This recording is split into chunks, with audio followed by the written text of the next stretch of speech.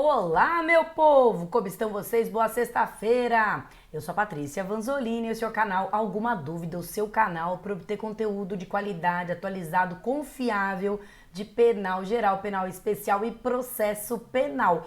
E ó, esse vídeo é o último, ufa, hein? Chega também. O último daquela série toda de homicídio. É o sexto vídeo que a gente vai terminar de destrinchar ou de dissecar, para usar um termo mais próprio, dissecar o crime de homicídio. Tem 5 vídeos anteriores, portanto, se você não viu os vídeos anteriores, eu te recomendo dar uma pausinha aqui e ver para você ter na sequência. Você vai conseguir fazer um caderno mara, vai ficar um caderno super completo, profundo, atualizado de cada crime. Homicídio, esse é o último. A gente vai fazer um vídeo, na verdade, rapidinho, porque o mais importante nós já falamos, mas o diabo mora nos detalhes, né? Então eu sou da política, a gente não deve deixar escapar nada, que a gente deve cobrir toda a matéria se a gente realmente está estudando sério. E essa é a proposta do canal. Alguma dúvida é para não deixar pedra sobre pedra, ou melhor, não deixar dúvida sobre dúvida. Aliás, se você tiver alguma dúvida aqui do meu vídeo, deixa nos comentários que eu respondo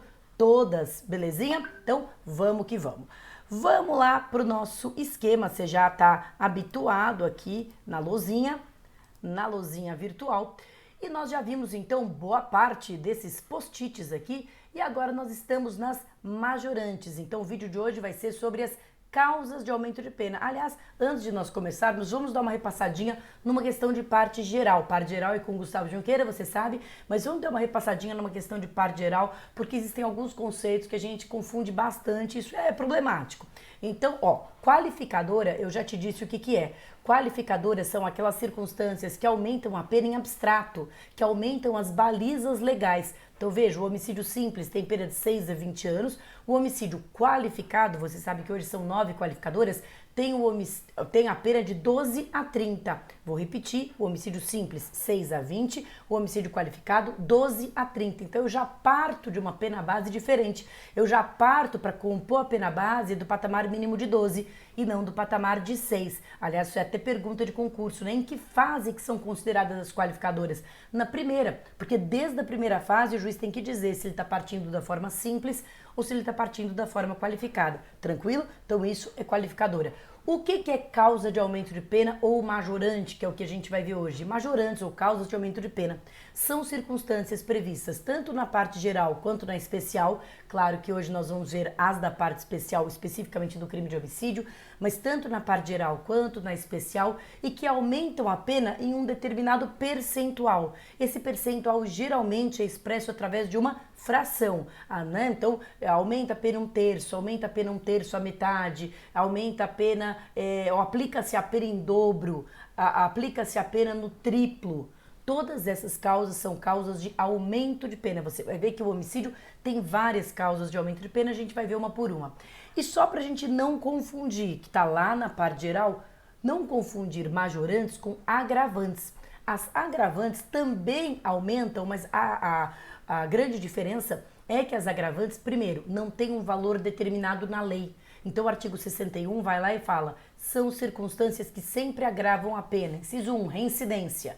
Agrava quanto? Quanto o juiz quiser, não tem um valor determinado na lei. Depois a jurisprudência tenta fazer um valor, um parâmetro, para dar um pouquinho de isonomia para os julgamentos, mas o fato é que não tem um valor determinado na lei. E as majorantes têm valor fixo ou variável determinado na lei. Segunda diferença, as agravantes, elas entram em consideração na segunda fase da dosimetria da pena, na pena intermediária, e elas não podem levar a pena acima do máximo, né? Bateu no máximo é o teto, enquanto que as majorantes entram na terceira fase da dosimetria da pena e podem levar a pena, inclusive, acima do máximo. Eu falei para vocês no vídeo passado que o feminicídio, por exemplo, majorado, pode chegar a uma pena de 45 anos, né? Sendo que a pena máxima do homicídio qualificado é de 30, mas um feminicídio, quer dizer, um homicídio qualificado pelo feminicídio e majorado com uma majorante, pode chegar a uma pena de 45 anos.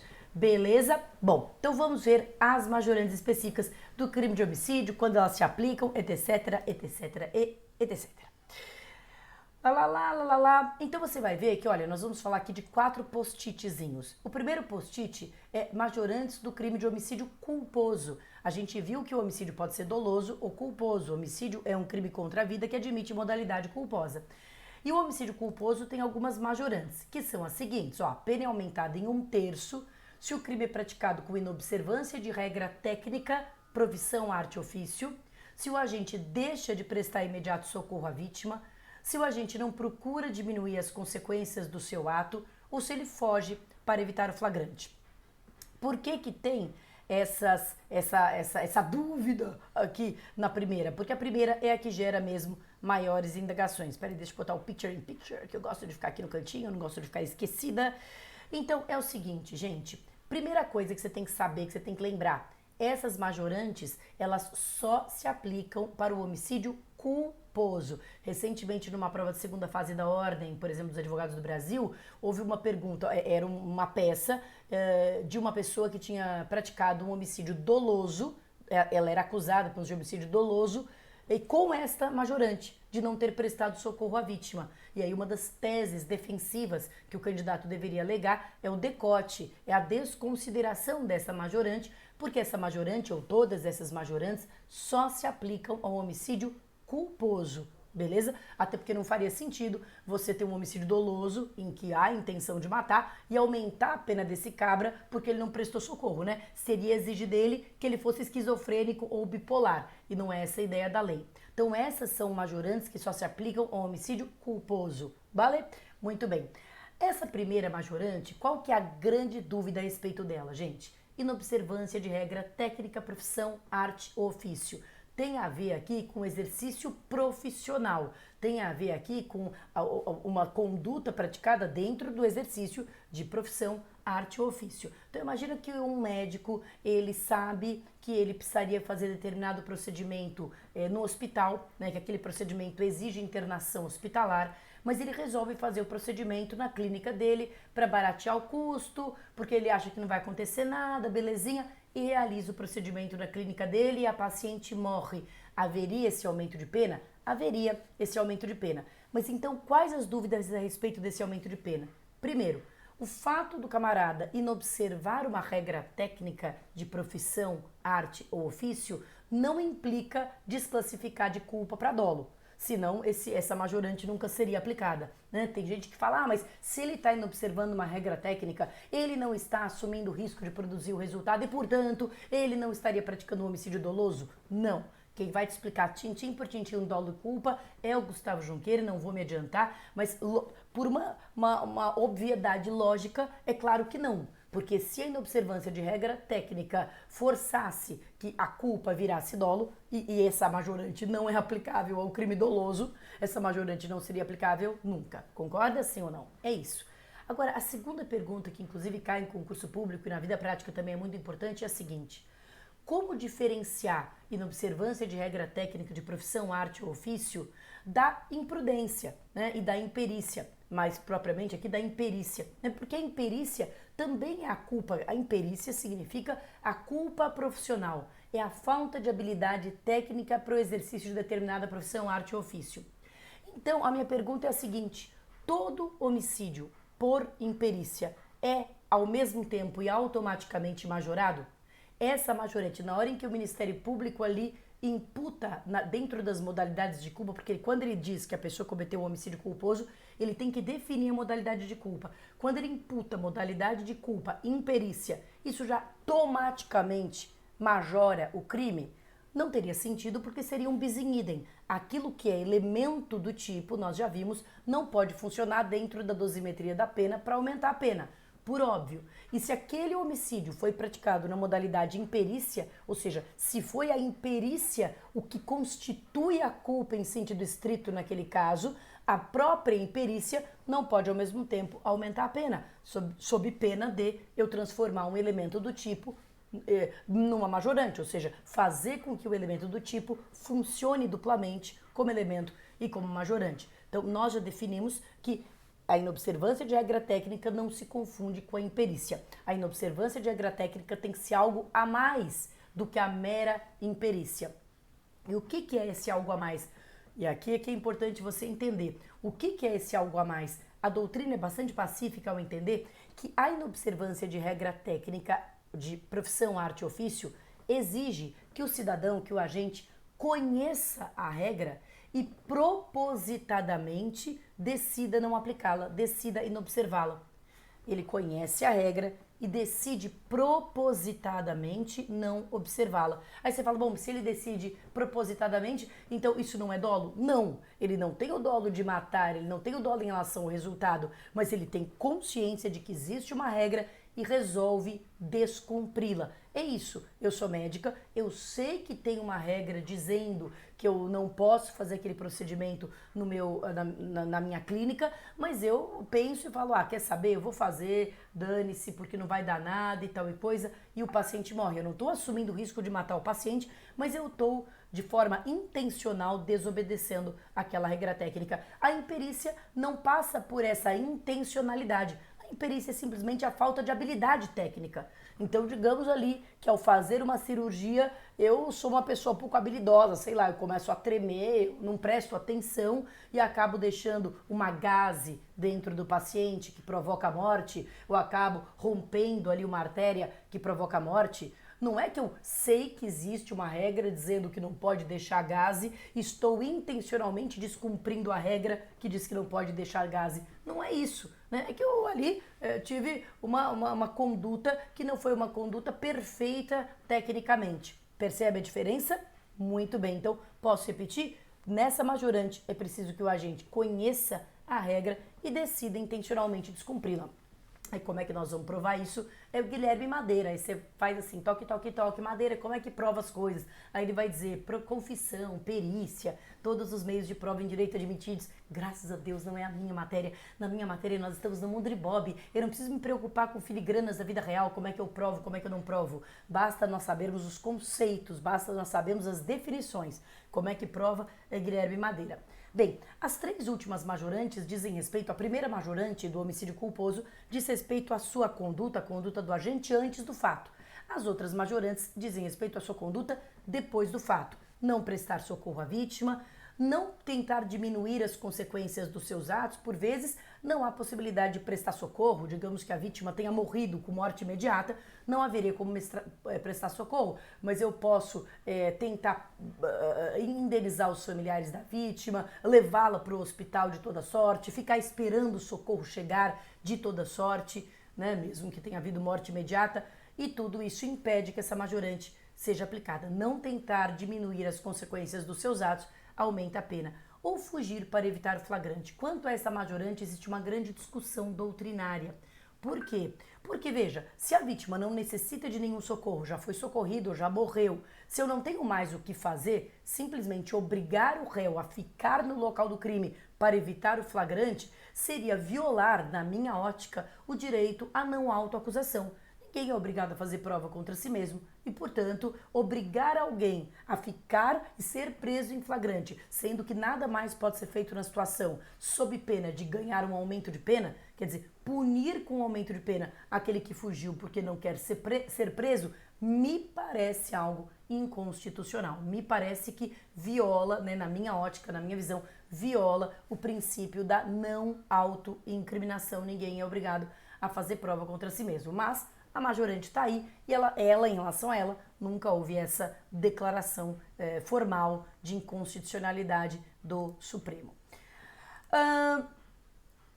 Artigo 125, parágrafo 4º, segunda parte e parágrafo 6º dizem respeito às majorantes do homicídio doloso. E aí eu peço uma atenção inversa.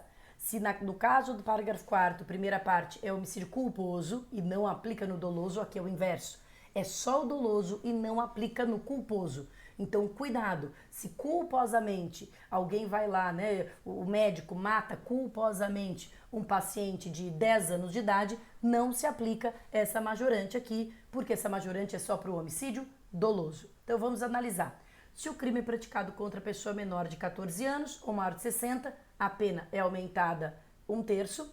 E se o crime for praticado por milícia privada, sob o pretexto de prestação de serviços ou por grupo de segurança ou por grupo de extermínio, a pena aumentada de 1/3 até a metade. Vou começar pela segunda, que é mais fácil de explicar. A primeira é uma polêmica tão grande que eu até coloquei esses carinhas aí se olhando, que como é que eu aplico esse negócio se a gente tem a lei Henri Borel?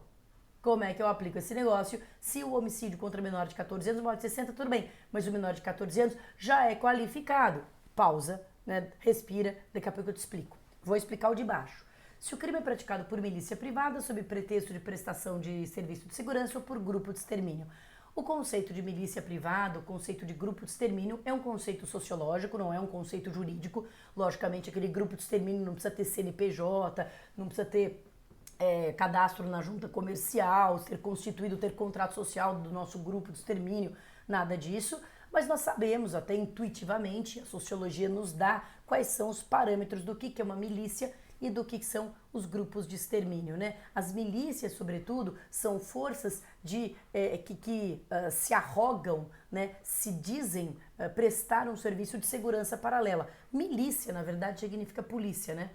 Eu chamo os policiais de milicianos. E veja, isso não vai aqui nenhuma ofensa, né? Os milicianos levaram o réu preso em flagrante, significa os policiais. Mas quando a gente usa esse termo milícia neste contexto, é a força de segurança paralela, que é constituída por pessoas que não são da polícia ou por policiais que fazem esse serviço paralelo ou por ex-policiais, ou seja, são forças de segurança, entre muitas aspas, paralela, forças de segurança que não são do Estado e que, portanto, são absolutamente ilegais e que, além de prestar esse serviço de segurança paralela, o que é ilegal, claro, nós não estamos falando de empresas de segurança regularmente constituída, você sabe que não, mas além de prestar esse serviço de segurança paralela, também cometem inúmeros delitos, extorsão, tráfico de drogas, tráfico de armas, estupro, enfim, e etc, etc, como todos nós sabemos, né? Então, se o crime de homicídio for praticado por uma milícia privada, sob pretexto de prestação de serviço de segurança ou por grupo de extermínio, a pena é aumentada. Agora, o primeiro é o mais complexo, porque se o crime é praticado contra a pessoa menor de 14 anos ou maior de 60. Veja, maior de 60, ok, mas e o menor de 14? Porque, veja, a partir desse ano entrou em vigor, e eu já falei para você, a lei Henri Borel. E essa lei fez com que o homicídio praticado contra menor de 14 passasse a ser qualificado. Antes não era qualificado, antes tinha essa majorante. Tá apitando aqui meu WhatsApp, eu estou ficando extremamente irritada com isso, mas agora eu acho melhor não tirar, senão sob pena de bugar aqui a minha gravação. Então, no caso dos Nardoni, por exemplo, do caso da Isabela, foi aplicada essa majorante de 1/3. Né? No próprio caso do Henri Borel, vai ser aplicada essa majorante de 1/3, porque a lei Henri Borel não se aplicará ao caso Henri Borel, claro, porque a lei não retroage, né? Você sabe disso. Mas uma vez que a lei Henri Borel entrou em vigor e transformou a idade menor de 14 anos em uma qualificadora, e é curioso porque não revogou esse dispositivo do parágrafo 4º. Quer dizer, aquilo que introduziu no parágrafo 2º, ali, o inciso do menor de 14 anos, poderia ter revogado esse parágrafo 4º no sentido de dizer, não é mais uma majorante, passou a ser uma qualificadora. Mas não fez isso. Então, como é que fica? Pois é, tem doutrinador, a lei ainda é recente, não há uma decisão definitiva sobre isso dos tribunais superiores, nós vamos aguardar aí, e aí eu me comprometo a fazer um vídeo de atualização, porque a ideia do Alguma Dúvida é ter vídeos sempre atualizados, então assim que sair alguma decisão, eu prometo fazer um vídeo de atualização, mas ainda não saiu. Mas a maioria da doutrina está entendendo o seguinte, por enquanto, que se o legislador não revogou é porque ele não quis revogar. E daí como é que eu compatibilizo esses dois dispositivos? É assim, eu te falei que quando o homicídio tiver mais de uma qualificadora, uma delas deve ser utilizada para qualificar e as demais, tradicionalmente, são usadas como agravantes.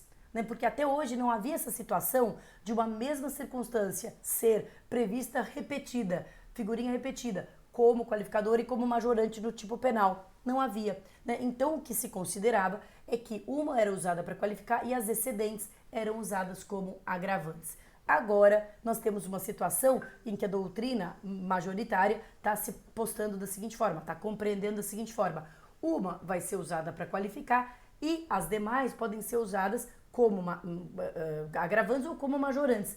Ou seja, em suma, se tiver várias qualificadoras e o juiz não utilizar a qualificadora em Riborel para qualificar, digamos que ele use para qualificar a qualificadora do motivo fútil. E só o caso concreto e uma previsão de como é que vai dar a pena é que vai dizer qual que ele vai usar para qualificar, tá? Não dá para dizer isso a priori. Ele é obrigado a usar para qualificar essa ou aquela. Até porque todas as qualificadoras, a princípio, partem do mesmo patamar de 2 a 30.